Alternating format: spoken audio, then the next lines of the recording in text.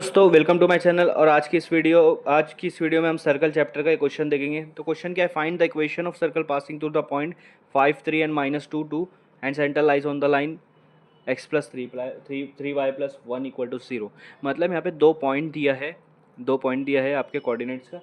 उन दो पॉइंट से सर्कल गुजर रहा है और जो सेंटर है वो इस इक्वेशन की लाइन से बताया कि यहाँ पर उसका सेंटर है। सबसे पहले आपको इक्वेशन ऑफ सर्कल लेने गए। सर्कल की इक्वेशन क्या है, X square plus Y square plus 2gx plus 2fy plus C equal to 0। ये आपके सर्कल की इक्वेशन है, ठीक है। इसमें सबसे पहले पहला पॉइंट कहाँ से गुजर रहा है सर्कल, 5,3। तो यहाँ पर 5,3, तो यहाँ पर x जो है वो 5 हो जाएगा और y जो है वो आपका 3 हो जाएगा। तो ये इक्वेशन में आपको x, इसको मैं फर्स्ट इक्वेशन दे दो। फर्स्ट इक्वेशन में x की जगह 5 डाल दो, y का स्क्वायर हो जाएगा, y की जगह 3 डाल दो, 3 का स्क्वायर 2g, यहाँ पे 5, 2f, यहाँ पे 3 प्लस सी इक्वल टू 0। 5 का स्क्वायर हो जाएगा 25, 3 का स्क्वायर हो जाएगा 9, 2 5 ज़ा 10g प्लस 3 2 ज़ा 6f plus C equal to 0, ठीक है। अब देखो ये दोनों नंबर है तो इनको प्लस कर दूंगा, 25 प्लस 9 34 हो जाएगा, plus 10g plus 6f plus C equal to 0।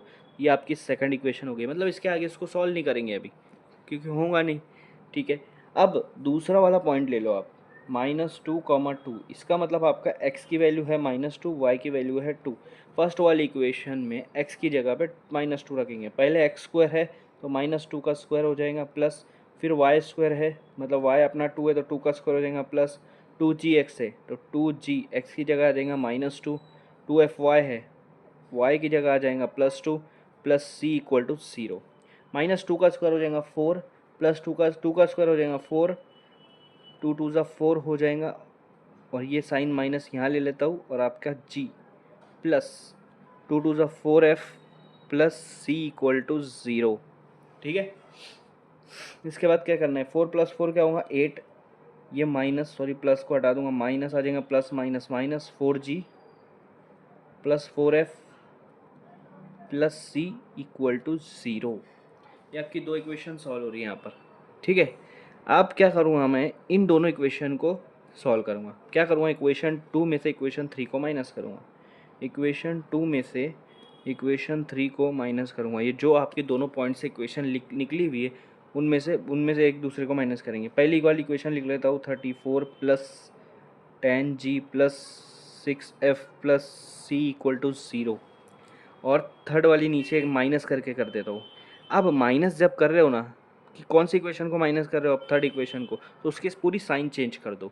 8 plus में है तो माइनस कर दो 8, 4g माइनस में है तो उसको प्लस कर दो, 4f प्लस में है तो वहाँ पर माइनस लगा दूंगा, c प्लस में है तो माइनस लगा दूंगा इक्वल टू 0। अब आप देखो क्या हो जाएगा, 34 में से 8 गया, कितना बचेगा 26।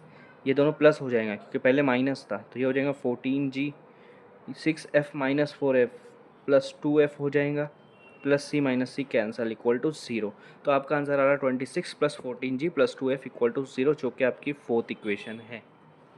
समझ में आ रहा है? हाँ।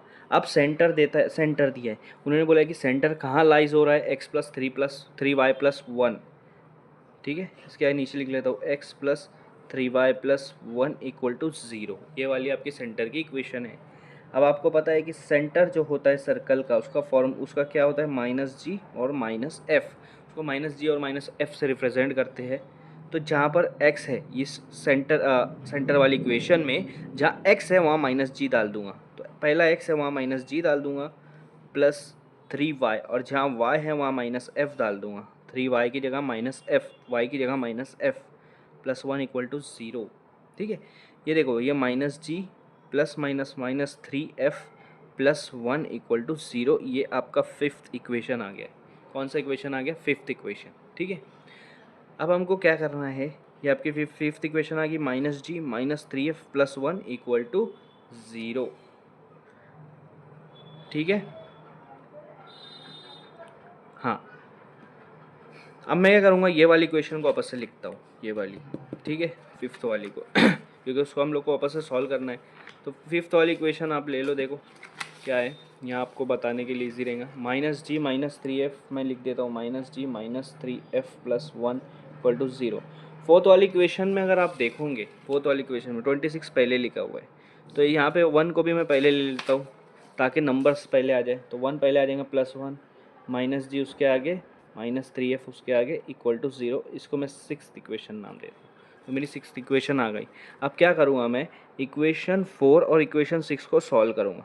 क्या करूँगा, इक्वेशन 4 और इक्वेशन 6 को सॉल्व करूँगा ताकि मेरे को यहाँ पे फार्मूला इसका जी और एफ का आंसर आएगा। तो आप क्या करो, इसको 6 मत दो, सॉरी इसको एक काम कर दो, इसको ऐसे ही रहने दो, -g -3f। सिर्फ ये जो कांस्टेंट नंबर है उसको दूसरी साइड लेके चले जाओ, -1। ये 6th वाली इक्वेशन आ जाएंगी, ठीक है। और मैं ये 4th वाली इक्वेशन भी ले लेता हूँ। क्या लिखा है, 26 + 14g + 2f इक्वल टू 0। तो ये जो 26 है ना, इसको राइट साइड में ले लूँगा। 14g + 2f is equal to -26। ये आपकी 7th इक्वेशन आ गई। अब 6th और 7th इक्वेशन को सॉल्व कर लेंगे हम लोग, ठीक है। 6th इक्वेशन यहाँ पर लिख लेता हूँ। साइमल्टेनियस इक्वेशन आपने सॉल्व किया है 10th में, सेम वैसे ही करना है। -1 6th इक्वेशन यहाँ लिख लो, 7th इक्वेशन नीचे लिख लेंगे। 14g + 2f is equal to -26। या तो साइमल्टेनियस इक्वेशन से सॉल्व करो या आप उसको प्लस माइनस करो, आपको आंसर आ जाएगा। तो आपके ऊपर है आपको कैसे सॉल्व करना है।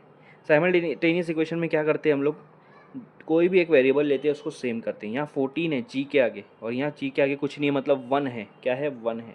तो मैं अगर पहली वाली इक्वेशन, जिसको हमने 6th इक्वेशन नाम देता हूँ, 6th इक्वेशन जो हमारी थी और ये 7th इक्वेशन थी, 6th वाली को अगर मैं 14 से मल्टीप्लाई करूँगा पूरी इक्वेशन, देखो 14 इंटू जी क्या हो जाएगा, -14g हो जाएगा, -3 14 से कितना हो जाएगा, 42f, -1 को 14 से मल्टीप्लाई करूँगा, -14। ठीक है, नीचे वाली इक्वेशन एज इट इज़ रहने दो, 14g + 2f is equal to -26।